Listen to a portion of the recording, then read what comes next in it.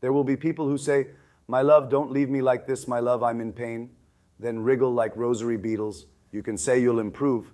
You give them some ice and say hello from us.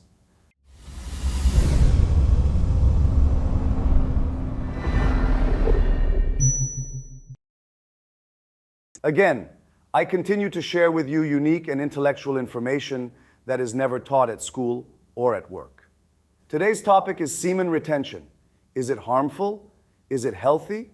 Or does the body throw it away on its own? What are we going to do? I wonder if it swells. Will it hurt? Once again, we will look for answers to all of these different questions. You would be thoroughly shocked if you knew just how much people have Googled this topic, my friends. Trying to hold the ejaculation not only the desire of today's man, there are many teachings that have come from the religion of Hinduism that ritualize this practice of holding thousands of years ago. Today, however, it continues to be used and even trained by people in order to have an orgasm with their partner at the same time. There are those who develop it through teachings like Tantra, and there are also those who improve it with their own means during sex. Of course, some improve by watching for a friend. Now, if you are ready for the questions, I will answer one by one. First, is it harmful to hold ejaculation? This is a highly debated topic. Some experts don't recommend it. Some say it affects the prostate ducts. There are even those who take it even further and say that it causes prostate cancer. However, scientific research does not provide us with definitive data that suggests it is harmful, dear friends. There are also vulgar expressions like "they need to come out like urine" or "open the way for younglings." However, as I said, there is no exact data. So as long as it is good for you, as long as you are satisfied with your partner and have a healthy sex life, there is no harm in holding it. There are even those who fast for this. If you ask my opinion, if it has come to the tip, there is no need to strain and twist yourself to hold it in. Wait for the future matches. You can do better next time. The main thing here is to spread pleasure throughout the body. So, not to bring it to that point, small touches, controlling the breath, not getting overexcited if necessary, keeping the blood flow spread throughout the body with short pumps are the important points here. If you spread the pleasure through the body and focus on the journey itself, then you won't need to put a plug in the tip. You won't need to do special fasts or anything like that, my friends. Let's move on to one of the most frequently asked questions. Does holding ejaculation cause pain in the body? It does.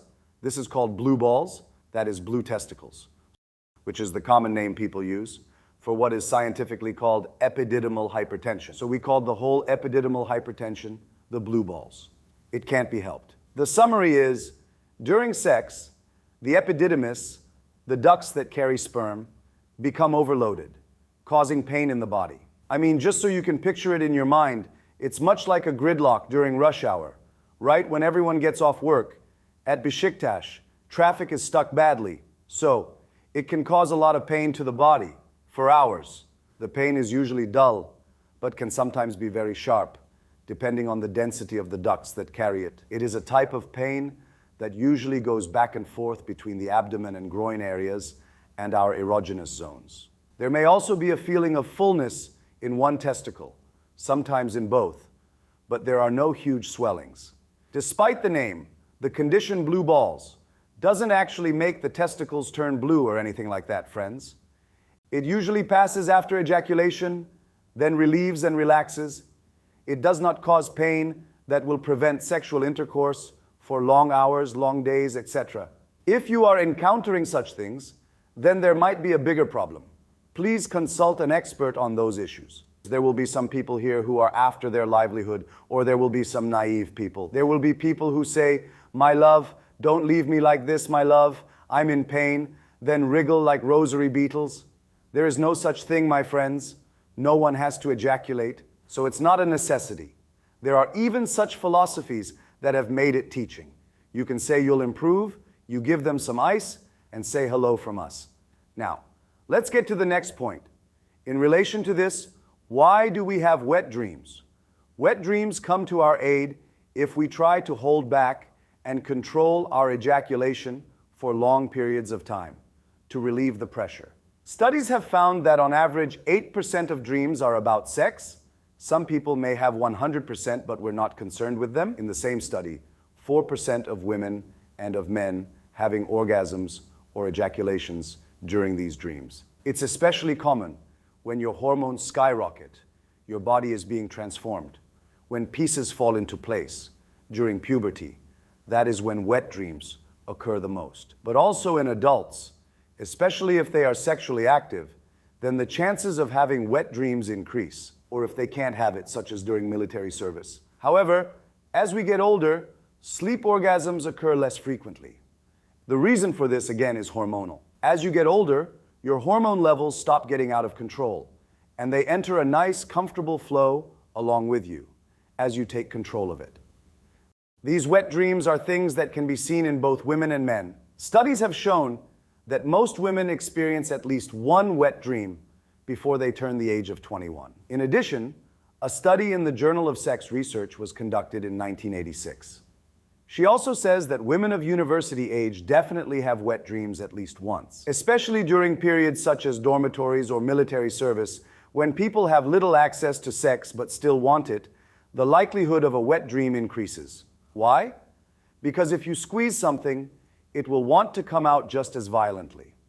Although wet dreams are often associated with dreams about sex, the event does not necessarily have to be related to sexuality. People can get wet dreams, even if they don't have sexual dreams, because it can be caused by external factors. For example, the blanket might rub, or a pillow between your legs might rub against your genitals. So even though you're actually having a very irrelevant dream, you may still have a wet dream.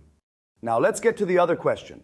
Is ejaculation a healthy or is it not very necessary? Ejaculation is, of course, a healthy thing. Opinions on this matter are clear. Ejaculation is good for you because it reduces your stress by causing your hormonal balance and dopamine and serotonin levels to rise, and it helps you regulate your psychology, so it is useful, friends. It relaxes muscles and relieves pain, so ejaculation is a very useful thing for both the woman and the man. It's like a pharmacy. Talking about it makes you want it. The harmful thing would be to turn it into an addiction. Get your body used to doing this like a monkey every time you are stressed or somehow sneaking around and ejaculating further. That is what's harmful. Whatever you are addicted to, it is harmful, friends. By the way, when I said monkey, I didn't use it just as a metaphor. In fact, bonobos have sex together during migrations to minimize stress on the troop. I swear. It's monkeying. So this is where the fine line between being monkey and being human comes into play. Is it healthy? Yes. Is it really necessary? No. Now let's move on to the next. What happens if we don't ejaculate at all? Like never. What happens then? The body is such a perfect design that even if you don't ejaculate, it somehow takes care of it, just like you see it in your dreams. It regulates its hormones accordingly. Worst case scenario, it will reach a point where you will go out to find a partner. Absence can have us do anything. Even if nothing happens, that is, there is no wet dream or anything, the body will replace the low-quality sperm with newer, fresher ones. He immediately recruits backup players. It's been doing it this way for thousands of years. You don't have to worry too much and think to yourself, oh my God, I didn't come for so long. What should I do? Should I come? Did I come? How much did I come? You don't have to keep track of it, friends. Ejaculation and urination are controlled by the same muscle groups. So, if you have to pee even a little bit, this will come out during sex. And with the movement of your uterus, you will pee more. But sperm and urine come from different channels, so don't worry about two of them coming out at the same time, friends. After sperm exits, the channel closes, and the green light activates for pee. That's why after we ejaculate, after a certain period of time, after the light changes to yellow and green quickly, we become ready to urinate. Also, experts say that it is healthy. They also note that the bacteria that accumulate in the channels during sex are perfectly excreted through urine. That's why after sex, especially if you've used sex toys or if you used cute toys like so, it's imperative to disinfect the toys, wash together, and pee after some time so that your body is hygienic. Both inside and outside is very important. I'm Özgür Uysal. Please like our videos and share us on Instagram, answer the final questions, and win gifts. If you like this video, please like, comment, and don't forget to subscribe. With the collaboration of OK, Better Late Than Never with Rotar series will continue. Today's lesson is over, my friends. This has been For a Friend. See you next time.